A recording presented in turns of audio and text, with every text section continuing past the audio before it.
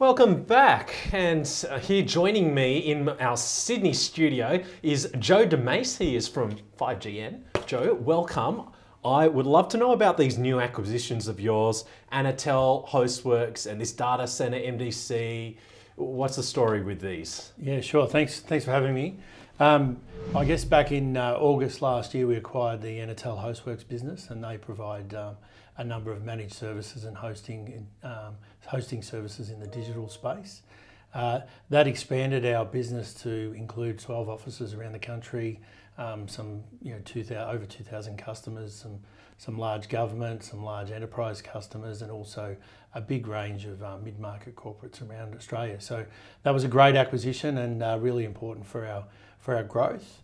The Melbourne data centre acquisition that we've just completed, I guess, was more of a strategic acquisition in the sense that we spent a significant amount of money, about 3.8 million a year, renting data centre space from someone else. It's an opportunity that we had been looking at for quite a while. It's just down the road from our Melbourne office. We terminate a lot of our fibre into that data centre already. We've already got some of our core infrastructure in that data centre.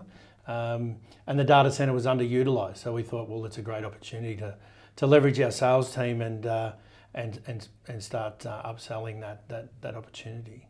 Okay, and it seems like generation and use of data in Australia.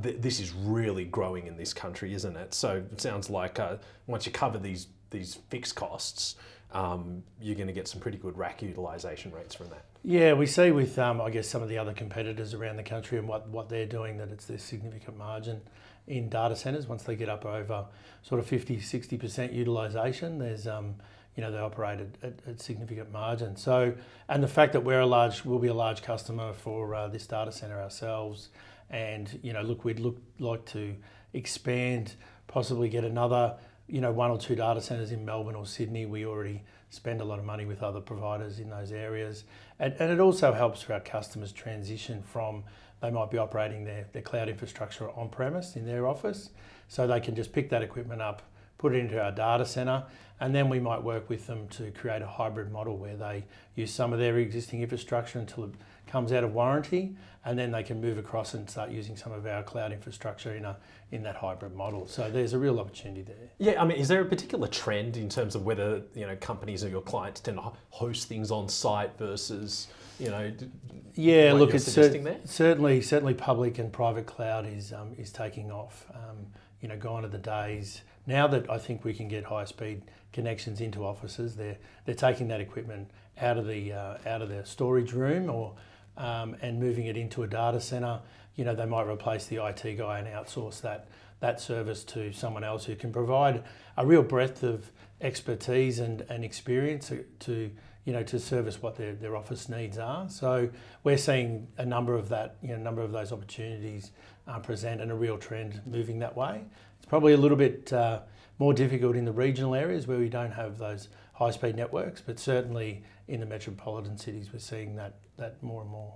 Okay, and so look, I'd love to know what the sales pipeline is looking like at the moment. I mean, it sounds like you're expanding pretty fast, but where's the next money coming in? Yeah, so I guess our core products are our network services, which we own some of that infrastructure ourselves.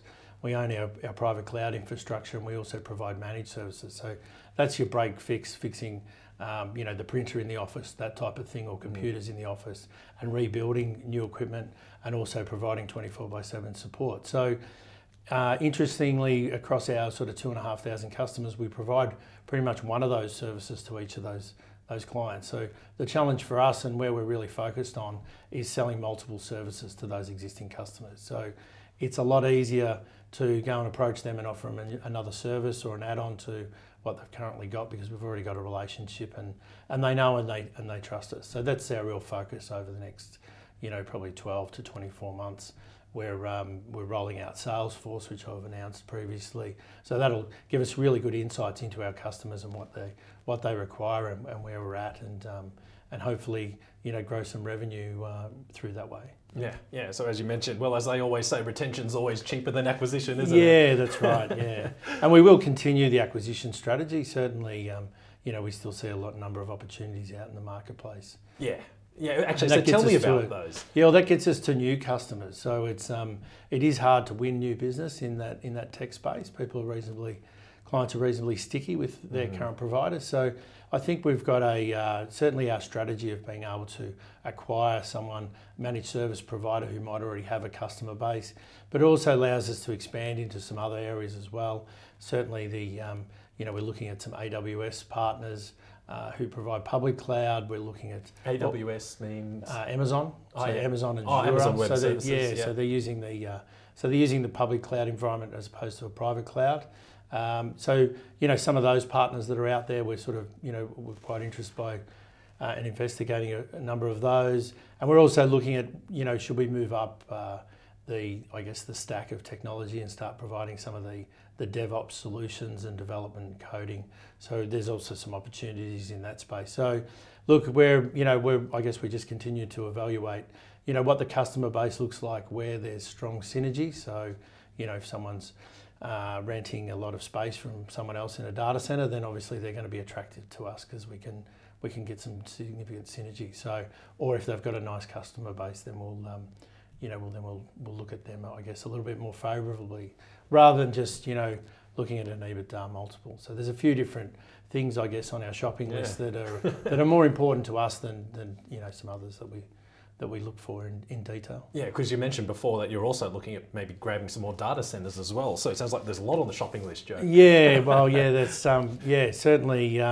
We've just completed a capital raise, so we've been able to we've issued 10 million shares at 80 cents. So we've got $8 million, and I'm sure those incoming institutional and existing shareholders will want to see a return for that with that capital raise. So certainly we'll continue to be active in that space and just find the right opportunity. Yeah. Okay. Now, just finally, Joe. Of course, investors always want to know about the financials for 2020. How they look. Yeah, look, things are going really well. So we put out a quarterly cash flow. We've put out a half-year result. So we're on track for, I guess, what we've spoken about in the past, which is that 50 million plus of revenue for this financial year, and around the 4 million EBITDA number is where we're tracking to. It does depend a little bit on hardware sales. Creates the number. That revenue number can go up and down, but look, it's the pipeline's growing, and we're confident we'll hit the ground running. The data center MDC gives us a new group of customers to also cross-sell and upsell to as well. So continue on. Great. Sounds like they're in good shape. You guys are in good shape. Looking forward to hearing more from you guys in the future. No worries. Thank you very much. Okay. Thanks very much, Joe.